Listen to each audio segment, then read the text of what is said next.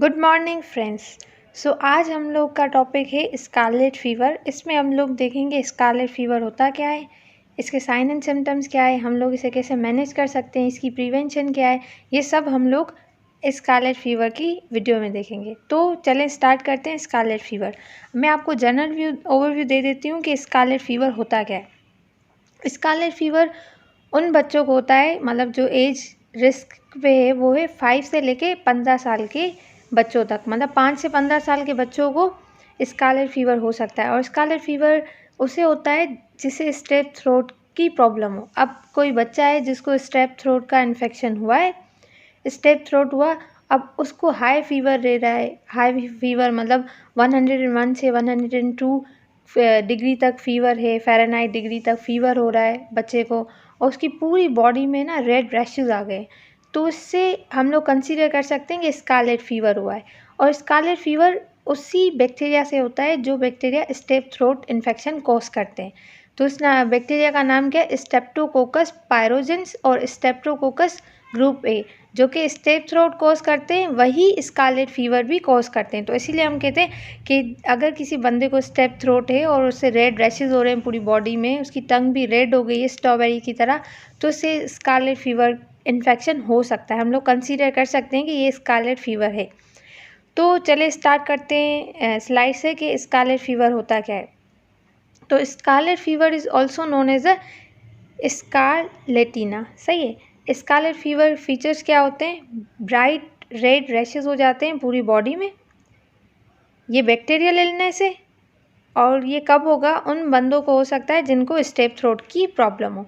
तो ये हो गया स्कारलेट फीवर। अब स्कारलेट फीवर के कॉजेज़ क्या हैं? कॉजेज़ वही बैक्टीरिया है जो कि स्ट्रेप थ्रोट कॉज करेगा, जिसका नाम है स्ट्रेप्टोकोकस ग्रुप ए और स्ट्रेप्टोकोकस पायरोजेंस। ये हैं जो कि स्ट्रेप थ्रोट भी कॉज करते हैं और स्कारलेट फीवर भी कॉज करते हैं। उसके बाद है ये इन्फेक्शन कैसे स्प्रेड हो सकता है। ये इन्फेक्शन कैसे स्प्रेड होगा?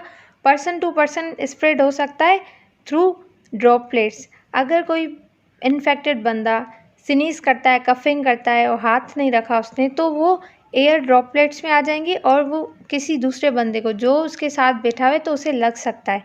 और दूसरा ये क्लोज कॉन्टेक्ट, अगर जैसे फैमिली मेम्बर्स का होता है, तो अगर कोई इस इन्फेक्टेड बंदे के साथ क्लोज कांटेक्ट में रहता है तो उसे भी स्कारलेट फीवर हो सकता है। अब इसका इंक्यूबेशन पीरियड कितना होगा? इंक्यूबेशन पीरियड मतलब जब वो बैक्टीरिया से एक्सपोजर हुआ टिल दैट कि उसे साइन एंड सिम्टम्स अपीयर हो, तो उसे हम लोग कहते हैं इंक्यूबेशन पीरियड। तो इसका इंक्यूबेशन पीरियड 2 से 4 दिन का होगा। मतलब अगर आपको एक्सपोजर हुआ आज, तो 2 दिन के बाद आपको साइन एंड सिम्टम्स आएंगे, या तो 4 दिन के बाद आपको साइन एंड सिम्टम्स आएंगे स्कारलेट फीवर के। इन स्कारलेट फीवर द बैक्टीरिया, इसमें क्या होता है? बैक्टीरिया रिलीज़ करता है अपने टॉक्सिन्स, उसकी वजह से क्या हो जाता है? बॉडी में रैशेज़ हो जाते हैं, और जो आपकी टंग है उसका भी कलर क्या होता है? रेड कलर की हो जाती है। तो और क्या है? अब रिस्क फैक्टर, इसमें रिस्क फैक्टर कौन सा है? As I earlier said, 5 to 15 years का जो बच्चा होगा ना, उससे ज़्यादा होता है कि उसको ये इन्फेक्शन हो जाए। Children 5 to 15 years of age are more likely than are other people to get scarlet fever. मतलब दूसरों को हो सकता है, लेकिन मोस्ट कॉमन रिस्क फैक्टर क्या है? 5 से 15 साल का बच्चा। Scarlet fever James spread more easily among people in close contact, जो क्लोज कॉन्टेक्ट में होंगे इन्फेक्टेड बंदे के, उनको हो सकता है, सच एज फैमिली मेम्बर्स और क्लासमेट। जब आपके बच्चे को स्ट्रेप थ्रोट की प्रॉब्लम हो, फीवर हो रहा है या स्कारलेट फीवर हो गया है, तो उसे आप 2-3 दिन के लिए घर पे बिठाएं, आप स्कूल वगैरह में ना भेजें, क्योंकि इससे क्या होगा? ये इन्फेक्शन स्प्रेड होगा।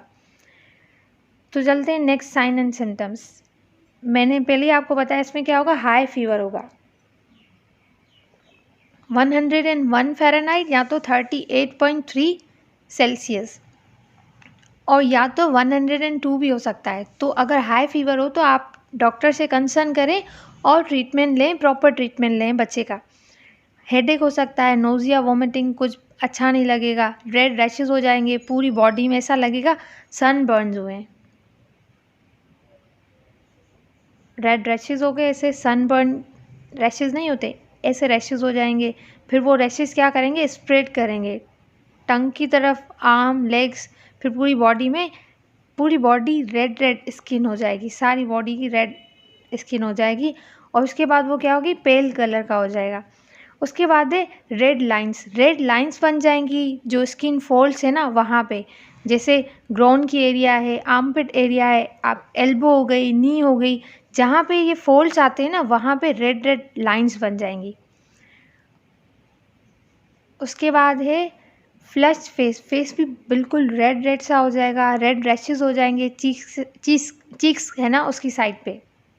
अब टंग जो होगी ना वो स्ट्रॉबेरी लाइक हो जाएगी, मतलब ये देखें यहाँ पे बिल्कुल रेड रेड हो गई है और उसमें जैसे डॉट्स नहीं होते स्ट्रॉबेरी में ग्रूव्स, वैसे बने हुए, तो ये स्ट्रॉबेरी लाइक हो जाएगी।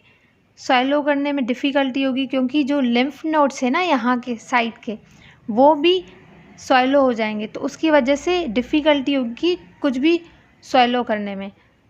स्वैलो हो जाएंगे टॉन्सिल्स, सोर थ्रोट होगा, as I earlier said strep throat जिस बंदे को है तो उसको ये इन्फेक्शन लग सकता है। इनलार्ज्ड लिम्फ नोड इनलार्ज हो गए, आपको खाने में भी डिफ़िकल्टी होगी। उसके बाद है कॉम्प्लिकेशन। इसकी कॉम्प्लिकेशंस क्या हो सकती हैं, अगर आपने इसको ट्रीट नहीं किया तो बैक्टीरिया आपकी बॉडी में रहेगा, तो उससे कौन कौन से दूसरे मसाइल हो सकते हैं। टॉन्सिलाइटिस हो सकता है, अगर वो टॉन्सिल की तरफ बैक्टीरिया फैल गया। लंग्स की तरफ भी फैल सकता है।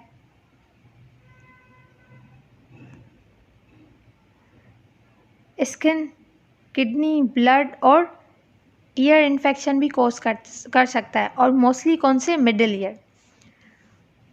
उसके बाद इसकी जो रेयर कॉम्प्लिकेशंस है ना कि बैक्टीरिया कहाँ फैलेगा, हार्ट की तरफ, जॉइंट्स की तरफ और नर्वस सिस्टम, बट ये बहुत रेयर केसेस में होता है, अक्सर ये नहीं होता।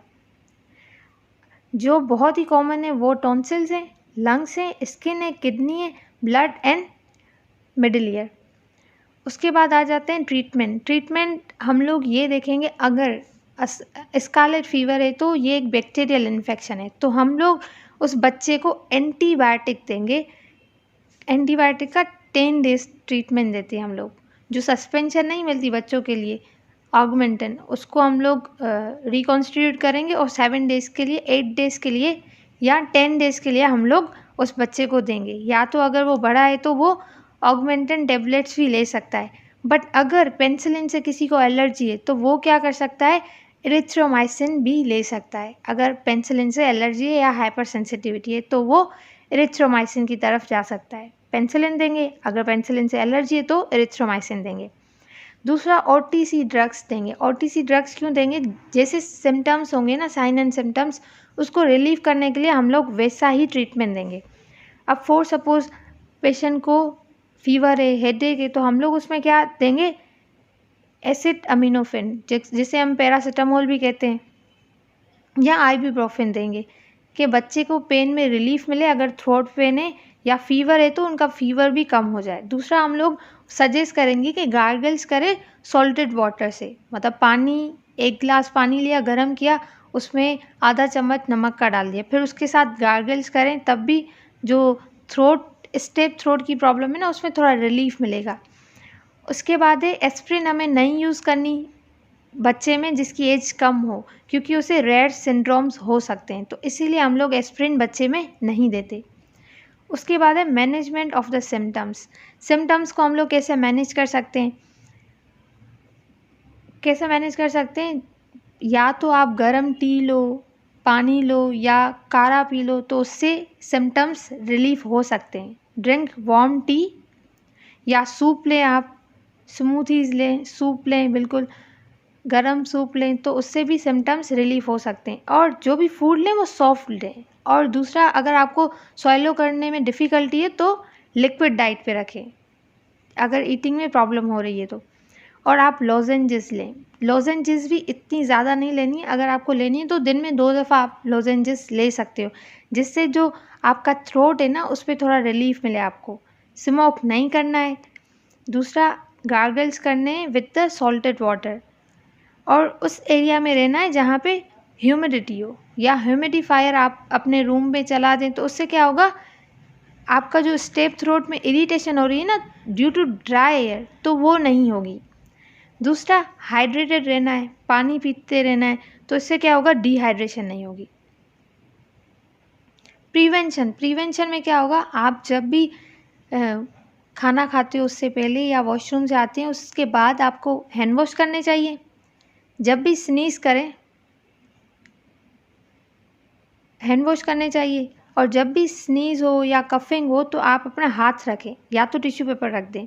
उसके बाद जो भी माउथ है, नोज़ है, उसे आप कवर कर दें जब आप स्नीज करते हो या कफिंग करते हो। अगर कोई इन्फेक्टेड है उसके लिए ये सारी प्रिवेंशन है कि वो अगर ये सारी चीज़ें फॉलो करता है तो किसी और बंदे में फैलती नहीं है फिर।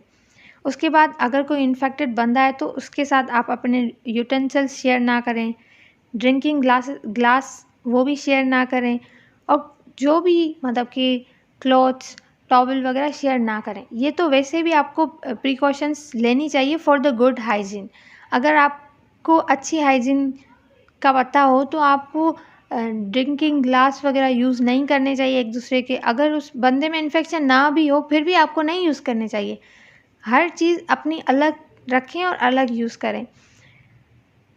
तो आज की वीडियो इतनी। I hope it was useful to you. अगर आपको वीडियो अच्छी लगी हो तो वीडियो को लाइक करें और मेरे चैनल को सब्सक्राइब करना ना भूलें। और अगर आप चाहते हो कि आपसे मेरी कोई भी वीडियो मिस ना हो तो आप बेल आइकन को प्रेस करना ना भूलें। Thank you.